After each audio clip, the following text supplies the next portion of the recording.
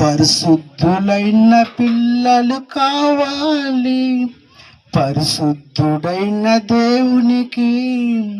పరిశుద్ధుడైన పిల్లలు కావాలి, స్త్రీ పురుషులకు అందుకే పెళ్లి కావాలి.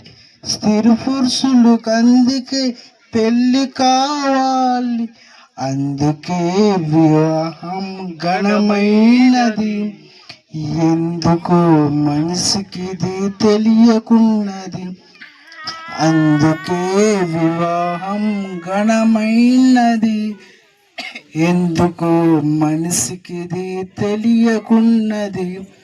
పరిశుద్ధుడైన దేవునికి పరిశుద్ధులైన పిల్లలు కావాలి. భార్య దొరికితే మేలు దొరికింది,